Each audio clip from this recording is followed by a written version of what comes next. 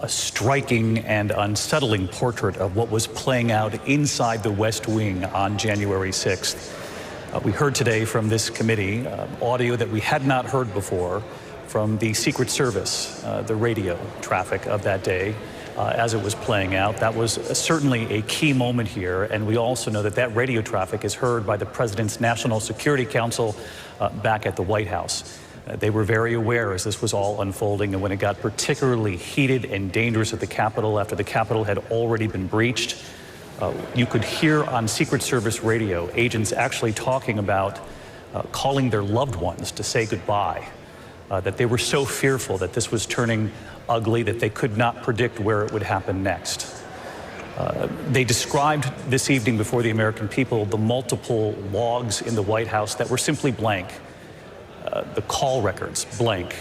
The presidential diary, no entries for several hours. The presidential photographer who wanted to take photographs was told that she was not to take photographs during that time. They showed in the schematic where the president's dining room, that personal room right off of the Oval Office is. They showed where the flat screen TV is at the other end of the table. They even played Fox News in the precise moments when it's believed the former president was sitting in that dining room watching as these events were unfolding. They made the point that within 15 minutes of getting back to the Oval Office, that he was briefed fully on what was transpiring already at the Capitol.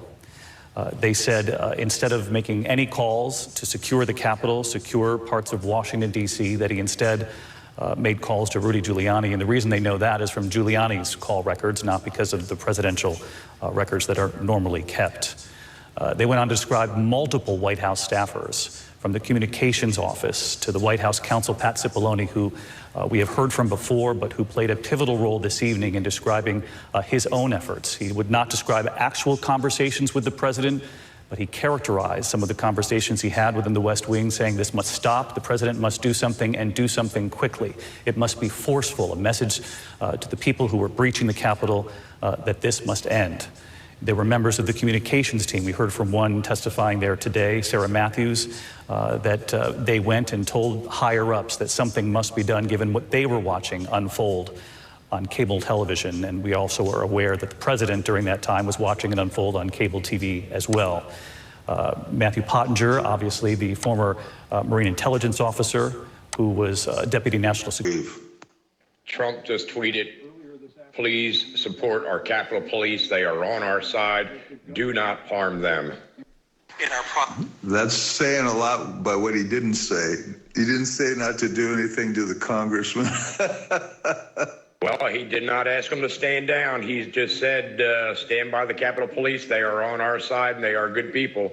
So it's getting real down there. I got it on TV, and it's looking pretty friggin' radical to me. CNN said that Trump has egged this on, that he is egging it on, and that he is watching the country burn 2 weeks before he leaves office. He is not leaving office. I don't give a shit what they say. We are in the mezzanine. We are in the main dome right now. We are rocking it. They're throwing grenades. They're freaking shooting people with paintballs, but we're in here.